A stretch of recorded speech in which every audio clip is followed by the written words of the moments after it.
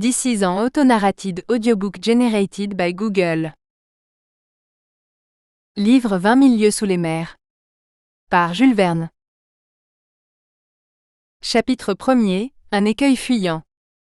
L'année 1866 fut marquée par un événement bizarre, un phénomène inexpliqué et inexplicable que personne n'a sans doute oublié. Sans parler des rumeurs qui agitaient les populations des ports et surexcitaient l'esprit public à l'intérieur des continents, les gens de mer furent particulièrement émus. Les négociants, armateurs, capitaines de navires, skippers et masters de l'Europe et de l'Amérique, officiers des marines militaires de tout pays, et après eux, les gouvernements des divers États des deux continents, se préoccupèrent de ce fait au plus haut point. En effet, depuis quelque temps, plusieurs navires s'étaient rencontrés sur mer avec une chose énorme, un objet long, fusiforme, parfois phosphorescent, infiniment plus vaste et plus rapide qu'une baleine. Les faits relatifs à cette apparition, consignés aux divers livres de bord, s'accordaient assez exactement sur la structure de l'objet ou de l'être en question, la vitesse inouïe de ses mouvements, la puissance surprenante de sa locomotion, la vie particulière dont il semblait doué. Si c'était un cétacé, il surpassait en volume tout ce que la science avait classé jusqu'alors.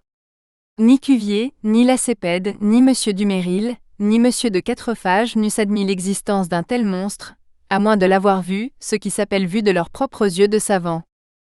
À prendre la moyenne des observations faites à diverses reprises, en rejetant les évaluations timides qui assignaient à cet objet une longueur de 200 pieds, et en repoussant les opinions exagérées qui le disaient large d'1 000 et long de 3, on pouvait affirmer cependant que cet être phénoménal dépassait de beaucoup toutes les dimensions admises jusqu'à ce jour par les ichthyologistes, s'il existait toutefois. Or il existait, le fait en lui-même n'était plus niable, et avec ce penchant qui pousse au merveilleux la cervelle humaine, on comprendra l'émotion produite dans le monde entier par cette surnaturelle apparition. Quant à la rejeter au rang des fables, il fallait y renoncer. En effet, le 20 juillet 1866, le steamer Governor Higginson, de Calcutta and Bernard Steam Navigation Company, avait rencontré cette masse mouvante à 5 milles dans l'est des côtes de l'Australie. Le capitaine Baker se crut tout d'abord en présence d'un écueil inconnu, il se disposait même à en déterminer la situation exacte, quand 2 colonnes d'eau, projetées par l'inexplicable objet, s'élancèrent en sifflant à 150 pieds dans l'air. Donc, à moins que cet écueil ne fût soumis aux expansions intermittentes d'un geyser, le gouverneur Higginson avait affaire bel et bien à quelques mammifères aquatiques, inconnus jusque-là, qui rejetaient par ces évents des colonnes d'eau, mélangées d'air et de vapeur. Pareil fait fut également observé le 23 juillet de la même année, dans les mers du Pacifique, par le Cristobal Colon, de West India and Pacific Steam Navigation Company. Donc, ce cétacé extraordinaire pouvait se transporter d'un endroit à un autre avec une vélocité surprenante, puisqu'à 3 jours d'intervalle, le gouverneur Higginson et le Cristobal Colon l'avaient observé en 2 points de la carte séparés par une distance de plus de 700 lieues marines. 15 jours plus tard, à 2000 lieues de là, l'Helvetia de la Compagnie nationale et le Shannon du Royal Mail, marchant à contrebord dans cette portion de l'Atlantique comprise entre les États-Unis et l'Europe, se signalèrent respectivement le monstre par 42° 15 de latitude nord et 60° 35 de longitude à l'ouest du méridien de Greenwich.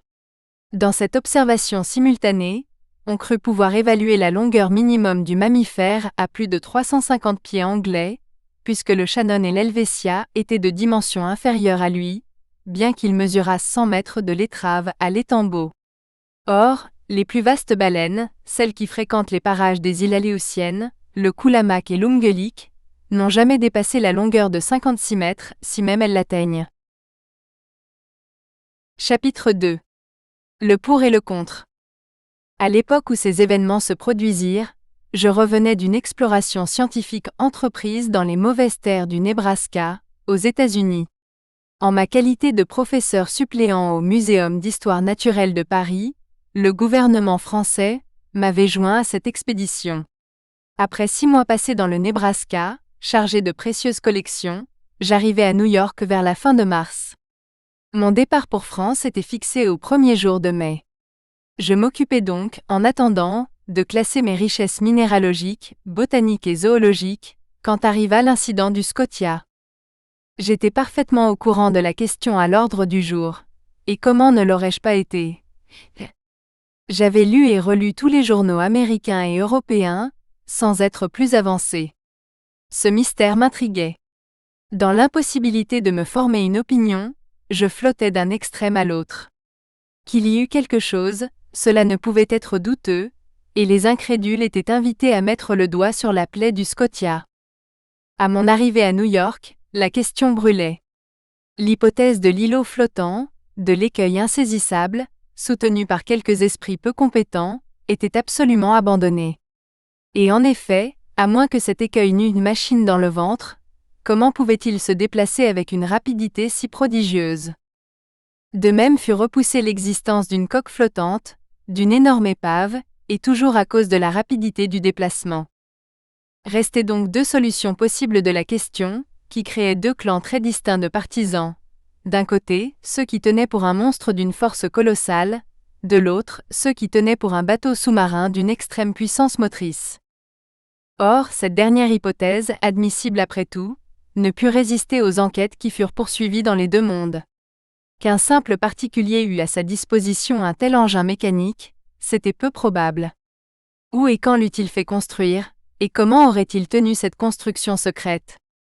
Seul, un gouvernement pouvait posséder une pareille machine destructive, et en ces temps désastreux où l'homme s'ingénie à multiplier la puissance des armes de guerre, il était possible qu'un État essayât à l'insu des autres ce formidable engin. Après les chassepots, les torpilles, après les torpilles, les béliers sous-marins, puis la réaction. Du moins je l'espère. Mais l'hypothèse d'une machine de guerre tomba encore devant la déclaration des gouvernements. Comme il s'agissait là d'un intérêt public, puisque les communications transocéaniennes en souffraient, la franchise des gouvernements ne pouvait être mise en doute. D'ailleurs, comment admettre que la construction de ce bateau sous-marin eût échappé aux yeux du public? Garder le secret dans ces circonstances est très difficile pour un particulier, et certainement impossible pour un État dont tous les actes sont obstinément surveillés par les puissances rivales. La frégate l'Abraham Lincoln. Donc, après enquête faite en Angleterre, en France, en Russie, en Prusse, en Espagne, en Italie, en Amérique, voire même en Turquie, l'hypothèse d'un monitor sous-marin fut définitivement rejetée. Le monstre revint donc à flot, en dépit des incessantes plaisanteries dont le lardait la petite presse, et dans cette voie, les imaginations se laissèrent bientôt aller aux plus absurdes rêveries d'une ichthyologie fantastique. À mon arrivée à New York, plusieurs personnes m'avaient fait l'honneur de me consulter sur le phénomène en question. J'avais publié en France un ouvrage in-quarto en 2 volumes, intitulé « Les mystères des grands fonds sous-marins ». Ce livre, particulièrement goûté du monde savant, faisait de moi un spécialiste dans cette partie assez obscure de l'histoire naturelle. Mon avis me fut demandé. Tant que je pus nier la réalité du fait, je me renfermais dans une absolue négation. Mais bientôt, collé au mur, je dus m'expliquer catégoriquement. Et même, l'honorable Pierre Aronnax, professeur au Muséum de Paris, fut mis en demeure par le New York Herald de formuler une opinion quelconque. Je m'exécutais. Je parlais faute de pouvoir me taire. Je discutais la question sous toutes ses faces, politiquement et scientifiquement, et je donne ici un extrait d'un article très nourri, que je publiais dans le numéro du 30 avril. Ainsi donc, disais-je, après avoir examiné une à une les diverses hypothèses, toute autre supposition étant rejetée, il faut nécessairement admettre l'existence d'un animal marin d'une puissance excessive. Les grandes profondeurs de l'océan nous sont totalement inconnues. La sonde n'a su les atteindre. Que se passe-t-il dans ces abîmes reculés? Quels êtres habitent et peuvent habiter à 12 ou 15 000 au-dessous de la surface des eaux? Quel est l'organisme de ces animaux? On saurait à peine le conjecturer. Cependant, la solution du problème qui m'est soumis peut affecter la forme du dilemme. Ou nous connaissons toutes les variétés d'êtres qui peuplent notre planète, ou nous ne les connaissons pas. Si nous ne les connaissons pas toutes, si la nature a encore des secrets pour nous en ichthyologie, rien de plus acceptable que d'admettre l'existence de poissons ou de cétacés, d'espèces ou même de genres nouveaux, d'une organisation essentiellement fondrière, qui habite les couches inaccessibles à la sonde, et qu'un événement quelconque, une fantaisie, un caprice si l'on veut, ramène à de longs intervalles vers le niveau supérieur de l'océan. Si, au contraire, nous connaissons toutes les espèces vivantes, il faut nécessairement chercher l'animal en question parmi les êtres marins déjà catalogués, et dans ce cas, je serais disposé à admettre l'existence d'un narwal géant. Le narwal vulgaire ou licorne de mer atteint souvent une longueur de 60 pieds. Quintuplez, décuplez même cette dimension, donnez à ce cétacé une force proportionnelle à sa taille, accroissez ses armes offensives, et vous obtenez l'animal voulu. Il aura les proportions déterminées par les officiers du Shannon, l'instrument exigé par la perforation du Scotia, et la puissance nécessaire pour entamer la coque d'un steamer. En effet, le narwal est armé d'une sorte d'épée d'ivoire, d'une hallebarde, suivant l'expression de certains naturalistes. C'est une dent principale, qui a la dureté de l'acier. On a trouvé quelques-unes de ces dents implantées dans le corps des baleines, que le narwal attaque toujours avec succès. D'autres ont été arrachées non sans peine, de carènes de vaisseaux qu'elles avaient percées d'outre en outre, comme un forêt perce un tonneau. Le musée de la faculté de médecine de Paris possède une de ces défenses longue de 2,25 m et large de 48 cm à sa base. Eh bien, supposez l'arme 10 fois plus forte et l'animal 10 fois plus puissant, lancez-le avec une rapidité de 20 000 à l'heure, multipliez sa masse par sa vitesse, et vous obtenez un choc capable de produire la catastrophe demandée. Donc, jusqu'à plus amples informations, j'opinerais pour une licorne de mer de dimension colossale, armée non plus d'une hallebarde, mais d'un véritable éperon comme les frégates cuirassées ou les rames de guerre, dont elle aurait à la fois la masse et la puissance motrice. Ainsi s'expliquerait ce phénomène inexplicable, à moins qu'il n'y ait rien, en dépit de ce qu'on a entrevu, vu, senti et ressenti, ce qui est encore possible. Ces derniers mots étaient une lâcheté de ma part, mais je voulais jusqu'à un certain point couvrir ma dignité de professeur, et ne pas trop prêter à rire aux Américains, qui rient bien, quand ils rient. Je me réservais une échappatoire. Au fond, j'admettais l'existence du monstre. Mon article fut chaudement discuté, ce qui lui valut un grand retentissement. Il rallia un certain nombre de partisans. La solution qu'il proposait d'ailleurs, laissait libre carrière à l'imagination. L'esprit humain se plaît à ces conceptions grandioses d'êtres surnaturels. Or la mer est précisément leur meilleur véhicule, le seul milieu où ces géants, près desquels les animaux terrestres, éléphants ou rhinocéros, ne sont que des nains, puissent se produire et se développer. Les masses liquides transportent les plus grandes espèces connues de mammifères, et peut-être recèlent-elles des mollusques d'une incomparable taille, des crustacés effrayants à contempler, tels que seraient des homards de 100 mètres ou des crabes pesant 200 tonnes. Pourquoi non?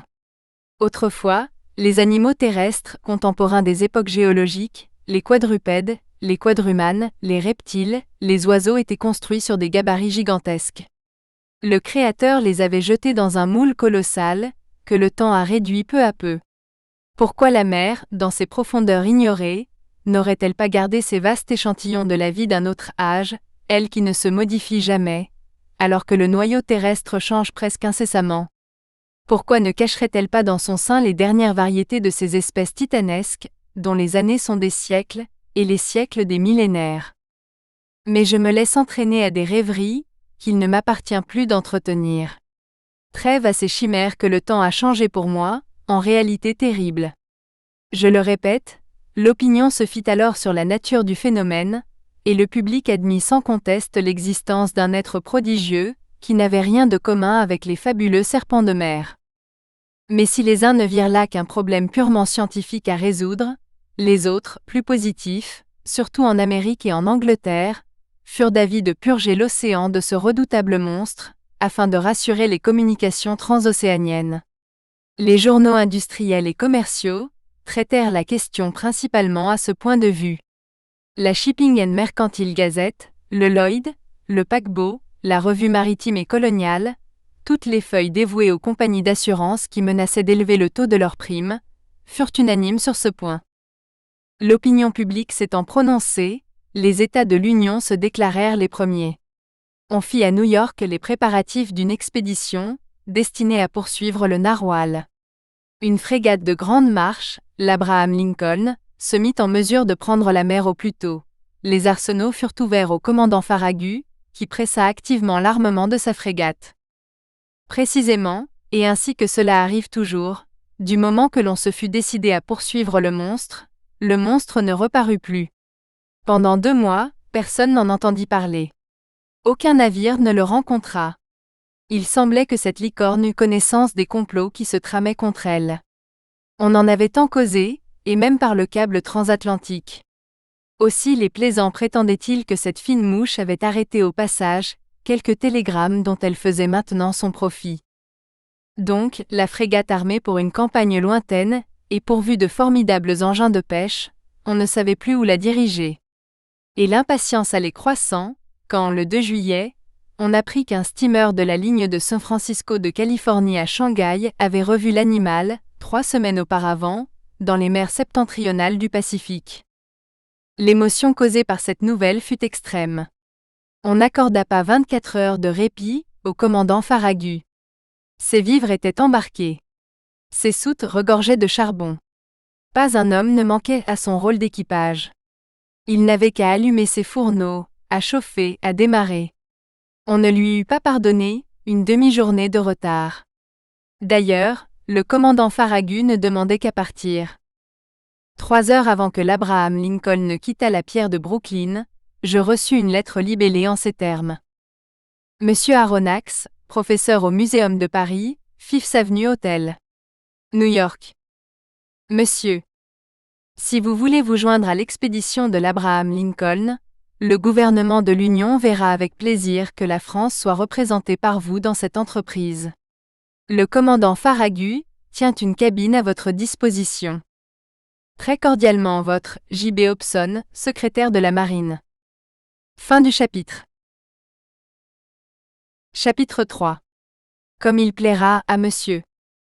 3 secondes avant l'arrivée de la lettre de J.B. Hobson, je ne songeais pas plus à poursuivre la licorne qu'à tenter le passage du Nord-Ouest.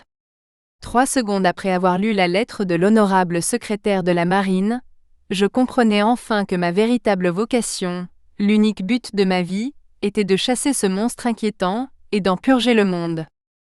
Cependant, je revenais d'un pénible voyage, fatigué, avide de repos. Je n'aspirais plus qu'à revoir mon pays, mes amis, mon petit logement du Jardin des Plantes, mes chères et précieuses collections. Mais rien ne put me retenir. J'oubliais tout, fatigue, amis, collections, et j'acceptais sans plus de réflexion l'offre du gouvernement américain. D'ailleurs, pensais-je, tout chemin ramène en Europe, et la licorne sera assez aimable pour m'entraîner vers les côtes de France. Ce digne animal se laissera prendre dans les mers d'Europe, pour mon agrément personnel, et je ne veux pas rapporter moins d'un demi-mètre de sa hallebarde d'ivoire au Muséum d'histoire naturelle. Mais en attendant, il me fallait chercher ce narwhal dans le nord de l'océan Pacifique, ce qui, pour revenir en France, était prendre le chemin des antipodes. Conseil, criai-je d'une voix impatiente. Conseil était mon domestique. Un garçon dévoué qui m'accompagnait dans tous mes voyages, un brave flamand que j'aimais et qui me le rendait bien, un être flegmatique par nature, régulier par principe, zélé par habitude, s'étonnant peu des surprises de la vie, très adroit de ses mains, apte à tout service, et en dépit de son nom, ne donnant jamais de conseils, même quand on ne lui en demandait pas. À se frotter aux savants de notre petit monde du Jardin des Plantes, Conseil en était venu à savoir quelque chose. J'avais en lui un spécialiste, très ferré sur la classification en histoire naturelle, parcourant avec une agilité d'acrobate toute l'échelle des embranchements, des groupes, des classes, des sous-classes, des ordres, des familles, des genres, des sous-genres, des espèces et des variétés. Mais sa science s'arrêtait là. Classer, c'était sa vie, et il n'en savait pas davantage. Très versé dans la théorie de la classification, peu dans la pratique, il n'eût pas distingué, je crois, un cachalot d'une baleine. Et cependant, quel brave et digne garçon! Conseil, jusqu'ici et depuis 10 ans, m'avait suivi partout où m'entraînait la science. Jamais une réflexion de lui, sur la longueur ou la fatigue d'un voyage. Nulle objection à boucler sa valise pour un pays quelconque, Chine ou Congo, si éloigné qu'il fût. Il allait là comme ici, sans en demander davantage. D'ailleurs d'une belle santé qui défiait toutes les maladies, des muscles solides mais pas de nerfs, pas l'apparence de nerfs, au moral s'entend. Ce garçon avait 30 ans, et son âge était à celui de son maître comme 15 est à 20. Qu'on m'excuse de dire ainsi, que j'avais 40 ans. Seulement, Conseil avait un défaut. Formaliste enragé, il ne me parlait jamais qu'à la troisième personne, au point d'en être agaçant. Conseil, répétai-je tout en commençant d'une main fébrile mes préparatifs de départ. Certainement, j'étais sûre de ce garçon si dévoué. D'ordinaire, je ne lui demandais jamais s'il lui convenait ou non de me suivre dans mes voyages. Mais cette fois, il s'agissait d'une expédition qui pouvait indéfiniment se prolonger, d'une entreprise hasardeuse, à la poursuite d'un animal capable de couler une frégate comme une coque de noix. Il y avait là matière à réflexion, même pour l'homme le plus impassible du monde. Qu'allait dire Conseil ? Conseil, criai-je une troisième fois. Conseil parut. Monsieur m'appelle ? Dit-il en entrant. Oui, mon garçon. Prépare-moi, prépare-toi. Nous partons dans 2 heures. Comme il plaira à monsieur, répondit tranquillement Conseil. Pas un instant à perdre. Serre dans ma malle tous mes ustensiles de voyage, des habits, des chemises, des chaussettes, sans compter, mais le plus que tu pourras et hâte-toi. Et les collections de monsieur ? Fit observer Conseil. On s'en occupera plus tard. Quoi, les archéothériums, les hyracothériums, les oréodons, les chéropotamus et autres carcasses de monsieur? On les gardera à l'hôtel. Et le babiroussa vivant de monsieur? On le nourrira pendant notre absence. D'ailleurs, je donnerai l'ordre de nous expédier en France notre ménagerie. Nous ne retournons donc pas à Paris, demanda Conseil. Si, certainement, répondis-je évasivement mais en faisant un crochet. Le crochet qui plaira à monsieur. Oh! Ce sera peu de chose. Un chemin un peu moins direct, voilà tout. Nous prenons passage sur l'Abraham Lincoln. Comme il conviendra à monsieur, répondit paisiblement Conseil. Tu sais mon ami, il s'agit du monstre, du fameux narwal. Nous allons en purger les mers. L'auteur d'un ouvrage in-quarto en 2 volumes sur les mystères des grands fonds sous-marins, ne peut se dispenser de s'embarquer avec le commandant Farragut. Mission glorieuse mais dangereuse aussi. On ne sait pas où l'on va. Ces bêtes-là peuvent être très capricieuses. Mais nous irons quand même. Nous avons un commandant qui n'a pas froid aux yeux. Comme fera monsieur, je ferai, répondit Conseil. Et songe-y bien, car je ne veux rien te cacher. C'est là un de ces voyages, dont on ne revient pas toujours. Comme il plaira à monsieur. Un quart d'heure après, nos malles étaient prêtes. Conseil avait fait en un tour de main, et j'étais sûre que rien ne manquait, car ce garçon classait les chemises et les habits aussi bien que les oiseaux ou les mammifères. L'ascenseur de l'hôtel nous déposa au grand vestibule de l'entresol. Je descendis les quelques marches qui conduisaient au rez-de-chaussée. Je réglai ma note à ce vaste comptoir toujours assiégé par une foule considérable. Je donnai l'ordre d'expédier pour Paris, France, mes ballots d'animaux empaillés et de plantes desséchées. Je fis ouvrir un crédit suffisant au babiroussa, et Conseil me suivant, je sautai dans une voiture. Comme il plaira à monsieur. Le véhicule à 20 francs la course descendit Broadway jusqu'à Union Square, suivit Force Avenue jusqu'à sa jonction avec Bowery Street, près Catherine Street et s'arrêta à la 34e pierre. Là le Catherine Ferryboat nous transporta, hommes, chevaux et voitures à Brooklyn, la grande annexe de New York, située sur la rive gauche de la rivière de l'Est, et en quelques minutes, nous arrivions au quai près duquel l'Abraham Lincoln vomissait par ses 2 cheminées des torrents de fumée noire. Chapitre 4. Ned Land. Le commandant Farragut était un bon marin, digne de la frégate qu'il commandait. Son navire et lui ne faisaient qu'un. Il en était l'âme. Sur la question du cétacé, aucun doute ne s'élevait dans son esprit, et il ne permettait pas que l'existence de l'animal fût discutée à son bord. Il y croyait comme certaines bonnes femmes croient au Léviathan, parfois non par raison. Le monstre existait, il en délivrerait les mers, il l'avait juré. C'était une sorte de chevalier de Rhodes, un dieudonné de Gozon, marchant à la rencontre du serpent qui désolait son île. Ou le commandant Farragut tuerait le narwal, ou le narwal tuerait le commandant Farragut. Pas de milieu. Les officiers du bord partageaient l'opinion de leur chef. Il fallait les entendre causer, discuter, disputer, calculer les diverses chances d'une rencontre, et observer la vaste étendue de l'océan.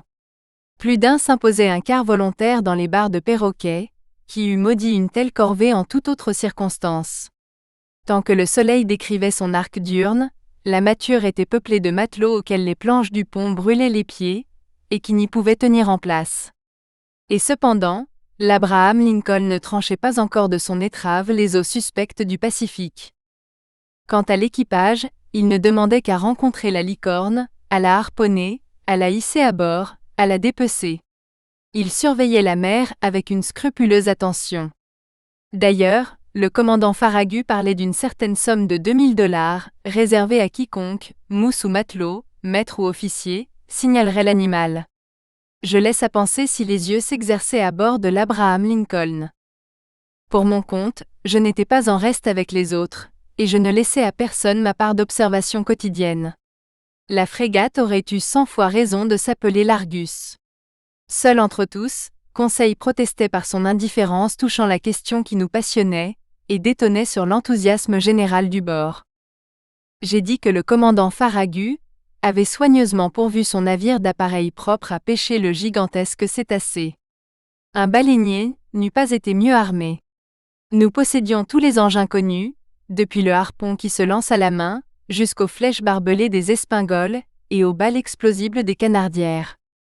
Sur le gaillard d'avant s'allongeait un canon perfectionné, se chargeant par la culasse, très épais de parois, très étroit d'âme, et dont le modèle doit figurer à l'exposition universelle de 1867. Ce précieux instrument, d'origine américaine, envoyait sans se gêner, un projectile conique de 4 kg à une distance moyenne de 16 km.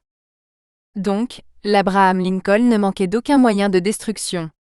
Mais il avait mieux encore. Il avait Ned Land, le roi des harponneurs. Ned Land était un Canadien, d'une habileté de main peu commune, et qui ne connaissait pas d'égal dans son périlleux métier. Adresse et sang-froid, audace et ruse, il possédait ces qualités à un degré supérieur, et il fallait être une baleine bien maligne, ou un cachalot singulièrement astucieux pour échapper à son coup d'harpon. Ned Land avait environ 40 ans. C'était un homme de grande taille, plus de 6 pieds anglais, vigoureusement bâti, l'air grave, peu communicatif, violent parfois et très rageur quand on le contrariait. Sa personne provoquait l'attention, et surtout la puissance de son regard, qui accentuait singulièrement sa physionomie. Je crois que le commandant Farragut avait sagement fait d'engager cet homme à son bord. Il valait tout l'équipage, à lui seul, pour l'œil et le bras. Je ne saurais le mieux comparer qu'à un télescope puissant, qui serait en même temps un canon toujours prêt à partir. Qui dit Canadien, dit Français, et si peu communicatif que fût Ned Land, je dois avouer qu'il se prit d'une certaine affection pour moi. Ma nationalité l'attirait sans doute.